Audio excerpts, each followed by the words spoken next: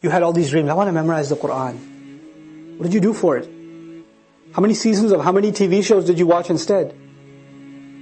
That was a priority for you. You wanted to memorize. Oh, but it can wait though. Inshallah, one day, when my heart is purified, then I shall start.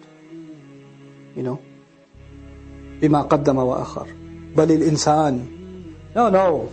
Yes, on that day the human being will be given thorough news, but it's not like the human being's blind now. Rather, the case is that the human being, عَلَى نَفْسِهِ, against his own self, basira, is fully insightful. There is one person that knows so much about you, and nobody else knows about you. And besides Allah, and that's you. You have an insight into who you are, what your flaws are, what your limitations are, what your capabilities are, what your strengths are, what your weaknesses are, what opportunities you avail, what opportunities you get lazy about. You know that about yourself more than anybody else. And you and I decide to lie to ourselves. We just decide we're not going to have an honest conversation with ourselves, and about ourselves with Allah. We don't want to have that honest conversation. How many of us, you're driving by yourself, you just talk to Allah. You can talk in English, it's okay. One day in Arabic, inshallah. Talk in English. Ya Allah, I've done some pretty messed up things. Spell them out. Spell them out until you cry. Ya Allah, I want to change. I don't want to do that anymore. Help me change. I don't want to make excuses. I already learned al-ma'adhiru makatib. I don't want to be that person. That's, you are in full view of yourself. You know exactly what you're capable of. And what we do as human beings, we put a front up. We put a facade up for other people. We put an image of ourselves up before others. Of course, I don't lay my sins out to you and you don't lay your sins out to me. So we all have good opinion of each other. But you know what? You keep a front up for so long that you forget that there's another reality to you that's not the one that you present before the world. That's the one in the mirror. And you start faking. The fake you is what you see in the mirror. You're supposed to see the real you in the mirror, not the fake one. You have to be honest to yourself. Take a good look at your own self. بَلِ الْإِنسَانُ عَلَى نَفْسِهِ بَصِيرًا وَلَوْ, even if أَلْقَى مَعَاذِيرًا, he keeps throwing excuses. He's got a justification for pretty much everything he or she does. You can't point a finger at them at all. Allah is not, and by the way, that self-defense mechanism that all of us have, if you criticize me, I'll defend myself. Why'd you say that? Well, it's wrong, but, and then there's a paragraph. Why'd you do that? Yeah, I know I shouldn't do that, but you should consider, and then paragraph. There's always a rationale. But you know what? Give your rationale to the judge. Give it to the cop. Give it to the teacher. Give it to your parents. Give it to the wife. Give it to the husband. Don't give it to yourself. To yourself, stop throwing excuses. Admit. First thing Adam alayhi salam was taught, once he came to the earth, is so powerful. First thing he was taught was admission. It's so powerful. Adam alayhi salam made an error. And Allah told him, I will send you guidance. فَإِمَّا يَأْتِيَنَّكُم مِّنِّي هُدًى. When he comes to the earth, the first instruction to him, رَبَّنَا ظَلَمْنَا أَنفُسَنَا, we wronged ourselves, admit it. Before Allah taught him to ask for forgiveness, وَإِن لَمْ تَغْفِرْ لَنَا وَتَرْحَمْنَا. Before you ask for forgiveness, you got to admit. Otherwise, you're asking for forgiveness is empty, it's hollow. That's why really the khutbah from Arafat, Yawm al-Arafah, still rings in my head. أول شيء قاله الخطيب رحمه الله يرحمه الله وحفظه الله قال هذا اليوم ليس فقط يوم الدعاء فإنه يوم الاعتراف. It's not just the day of dua, it's the day of admission. Admit yourself. اعترف من أنت. Accept, admit who you are. أمام الله عز وجل. Admit who you are before Allah and then ask. So, وَلَوْ أَلْقَى مَعَاذِيرًا. Even if he keeps throwing all kinds of excuses. Now Allah turns His attention to the Prophet ﷺ. لَا تُحَرِّكْ بِهِ لِسَانَكَ لِتَعْجَلَ بِهِ. Don't rush your tongue to acquire it quickly. Acquire what quickly? The Qur'an. The Prophet ﷺ would rehearse the Qur'an. He was getting so worried that now so much revelation is coming. You have to understand it's 10 years, right? It's 10 years. But the man doesn't read or write. And 2/3 of the Qur'an starting to come in Makkah. So it's a lot of Qur'an coming. And which surah goes where, and which ayah goes in which surah, because the whole surah doesn't come down at once. Surah Al-A'raf is coming and Surah Al-An'am is coming, and they're both long surahs, but he has to know which ayah goes in which surah. And while at the same time Surah Al-Muzammil is being completed, and Surah Al-Ankabut started getting revealed, and he knows, he's all supposed to keep that track of that in his chest. Where does which ayah go? So he's rehearsing, and Allah says, you don't worry about that, don't rush your tongue. The question arises, why the change of subject? Allah was talking about a guilty human being. Why immediately the Prophet is being told rushing? There's one connection that some ulama have made, and that is that the human being rushes to sin, but the Prophet is rushing to good deeds. He's rushing to memorize Quran. But even rushing to good deeds can be harmful. Just don't rush in life. Take your time with things. بَلْ تُحِبُّونَ الْعَاجِلَ. You people love to rush. All of you people. The Prophet is rushing to memorize Quran, but you people love to rush to get to the things you want. These petty temptations of yours. وَتَذَرُونَ الْآخِرَةَ. And you cast away the akhirah. You leave it behind. This is afterthought for you. وُجُوهٌ يَوْمَئِذٍ نَاظِرَةٌ. Some faces on that day are going to be lit up. This is wujuhun nakira, even though it's a mubtada of a sentence, which is not the norm, which is to magnify these faces. Look at these faces. There are some faces, some special faces on that day, they're going to be lit up. They're going to be, hasana, mushriqa.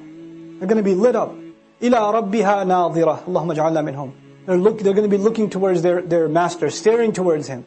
Nadhira. Nadhara, yani أن يرى شيئا أو أن يبصر شيئا لمدة. نظرة, to stare at something, to not take your eyes off of something. This is نظرة.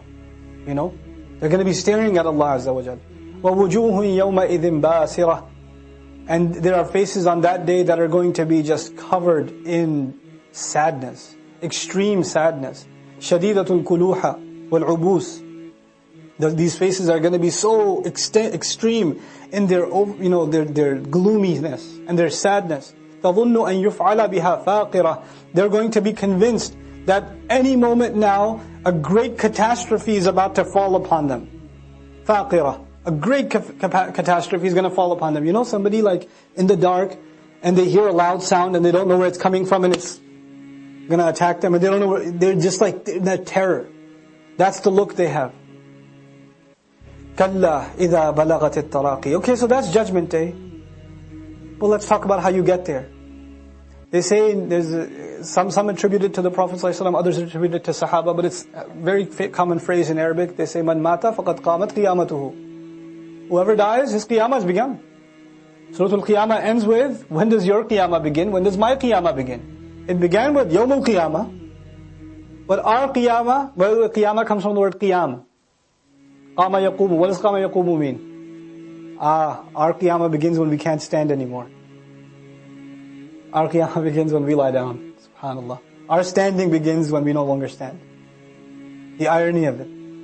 Allah says, Kalla, no. إِذَا بَلَغَتِ التَّرَاقِي. When it, meaning the nafs, the ruh, it reaches the hayat, life, it reaches the end tip, the top of the chest. It gets over here. You can feel it leaving.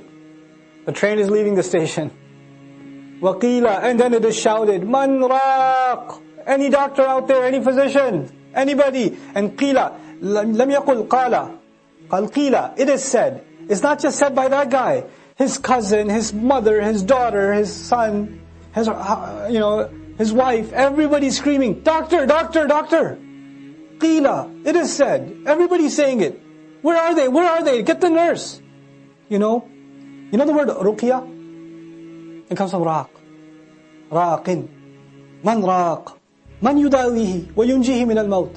Who's going to give him medicine? Who's going to do ruqya on him? Who's going to protect him, heal him? Wa dhanna. And he came to realize, it's settled in on him, annahu al-firaq, it's time to part. He's looking around at his family, everybody else is crying and screaming, get the doctor, and he realizes this is the last time he's seeing them, it's time to go. He realizes also, he's looking at his body and he's saying, it's time to part my body, this is no longer mine. My soul's going to be taken out of here. The time to depart has come. Annahu al-firaq. وَالْتَفَّتِ السَّاقُ بِالسَّاقِ is such a heavy word.